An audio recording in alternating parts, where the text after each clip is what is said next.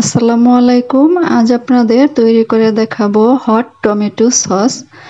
একদম বাহিরের কেনা স্বাদযুক্ত টমেটো সস তৈরি করে দেখাবো। আর এখানে আপনারা টমেটো সসেরও টেস্ট পাবেন, একই সাথে টমেটো কেচাপেরও স্বাদ পাবেন। আর কোনো রকম প্রিজারভেটিভ ছাড়া, কর্নফ্লাওয়ার ছাড়া এই সসটা তৈরি করে দেখাবো। আর এই সস আপনারা অনেকদিন সংরক্ষণ করে খেতে পারবেন। চলুন তাহলে দেখে নেওয়া যাক কিভাবে তৈরি করতে হয়। টমেটো সস তৈরির জন্য এরকম পাকা লাল টকটকে 1 কেজি টমেটো নিয়েছি।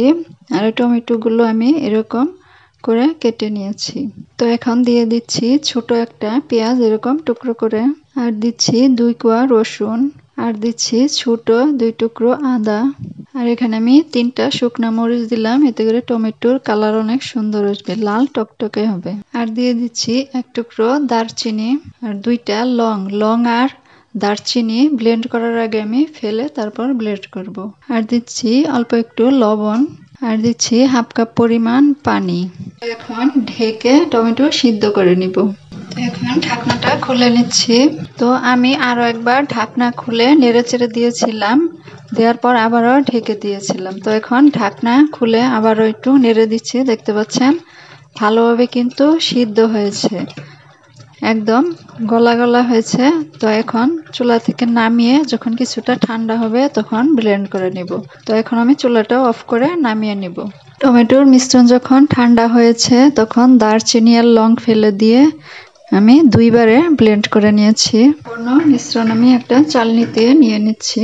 টমেটোর পিউরি এভাবে দিতে থাকবো, আর দেখবেন নিচে সব পড়ে যাবে। আর টমেটোর ভিতরে যে ময়লাগুলো থাকবে, আঁশ থাকবে, ওগুলো চালনিতে আটকে যাবে। তো দেখতে পাচ্ছেন টমেটো পিউরি আমি ভালো করে চেলে নিয়েছি। তো এই ময়লাগুলো এখন ফেলে দিতে হবে, আর নিচে চালনিতে জমে থাকা পিউরিগুলো এভাবে নিয়ে নিব। এই তো দেখতে পাচ্ছেন এখন এই পিউরি দিয়ে টমেটো সস তৈরি করে নিব। তো টমেটো সস তৈরি করার আগে এখানে একটা মিশ্রণ রেডি করে নিব। এখানে আমি 1/2 টেবিল চামচ ময়দা নিয়ে নিলাম। এখন নিব 2 টেবিল চামচ সাদা সিরকা বা হোয়াইট ভিনেগার।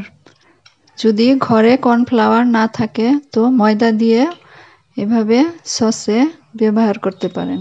তো এখন ভালো করে মিশিয়ে নিব।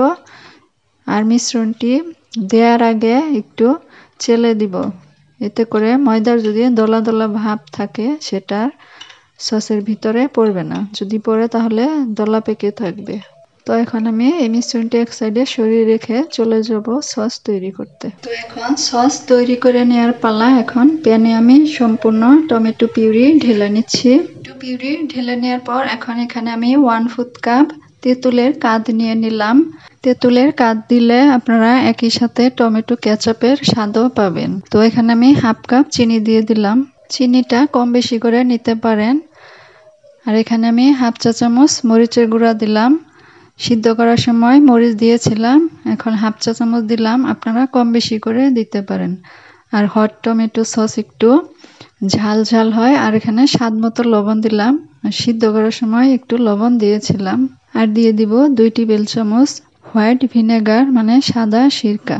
সিরকার কারণে এই সসটা আপনারা অনেক দিন রেখে সংরক্ষণ করে খেতে পারবেন, নষ্ট হবে না। তো এখন জাল করে নিতে হবে। তো সসে ভালো করে বলক চলে এসেছে, দেখতে পাচ্ছেন। এখনো অনেকটা পাতলা, আরো কিছুক্ষণ সময় নিয়ে জাল করে নিতে হবে। আর সাইড দিয়ে এভাবে নামিয়ে দিতে হবে, তলায় যাতে লেগে না যায়, ভালোভাবে এভাবে নেড়ে চেড়ে দিতে হবে। তো বেশ কিছুক্ষণ জাল করার পর এখন একটু দেখে নেব। এখন একটা প্লেটে আমি একটু টমেটো পিউরি নিয়ে নিচ্ছি, একটু ঘুরিয়ে দেখে নিচ্ছি। এই তো দেখতে পাচ্ছেন ছিঁড়া ছিঁড়া হয়ে পড়ছে, তার মানে এখনো পানি আছে, আরো জাল করে নিতে হবে। তো চেক করার পর আরো কিছুক্ষণ জাল করে নিয়েছি আমি। আর ময়দার মিশ্রণটা এখন আমি দিয়ে দিচ্ছি, আর দেওয়ার আগে একটু চেলে নিয়েছি। যখন ময়দার মিশ্রণটা দিবেন চুলাটা অফ করে দিবেন, তারপর ভালো করে মিশিয়ে তারপর চুলাটা অন করে দিবেন।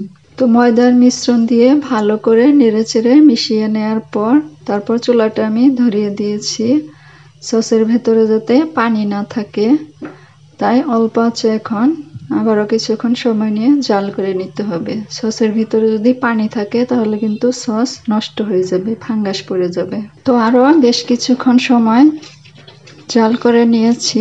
দেখতে পাচ্ছেন সসের কালারটা কত সুন্দর হয়ে এসেছে আর পরিমাণে অনেকটা কমে গিয়েছে। আপনারা নিজেরাই বুঝতে পারবেন যখন পারফেক্ট হয়ে যাবে তখন সসের পরিমাণটা অনেকটাই কমে যাবে আর এরকম ঠিক হয়ে আসবে। এই তো দেখতে পাচ্ছেন। একটা প্লেটে নিয়ে নিচ্ছি। তো এইভাবে ঘুরিয়ে নিচ্ছি। দেখতে পাচ্ছেন ছিঁড়া ছিঁড়া ভাব নেই আর হাত দিয়ে এভাবে দাগ কেটে নেবেন। যদি দেখেন দাগটা মিলায়নি তখন বুঝতে হবে সস একদম পারফেক্ট হয়েছে। তখন চুলাটা অফ করে নামিয়ে নিতে হবে। তো এখন আমি চুলাটা অফ করে দিয়েছি আর এখন আমি নামিয়ে নিব। যখন ঠান্ডা হয়ে যাবে তখন আপনাদের দেখাবো। তো ফিরে আসলাম সস ঠান্ডা হয়ে যাওয়ার পর। দেখতে পাচ্ছেন কতটা পারফেক্ট হয়েছে, একদম কেনা সসের মতোই। এই রমজান মাসে যদি স্বাস্থ্যসম্মত উপায়ে ঘরে এই সসটা তৈরি করে খেতে পারেন তাহলে দেখবেন স্বাস্থ্য ভালো থাকবে। কতটা পারফেক্ট হয়েছে। আর বাকি সস আমি এই সসের বোতলে ঢেলে নিয়েছি। এখানে আমার সস ছিল, সসগুলো শেষ হয়ে গিয়েছে তাই আমি এখানে ভরে নিয়েছি। একটু ঢেলে আপনাদের এখন দেখাচ্ছি। কেউ বুঝতেই পারবে না যে এটা ঘরে তৈরি সস। দেখতে পাচ্ছেন মনে হচ্ছে একদম কেনা সসের মতোই লাগছে। আশা করছি ভিডিওটি ভালো লেগেছে। ভালো লেগে থাকলে প্লিজ লাইক, শেয়ার, কমেন্ট করে চ্যানেলটি সাবস্ক্রাইব করে পাশেই থাকবেন। তো আজকের মতো বিদায় নিচ্ছি। আল্লাহ হাফেজ।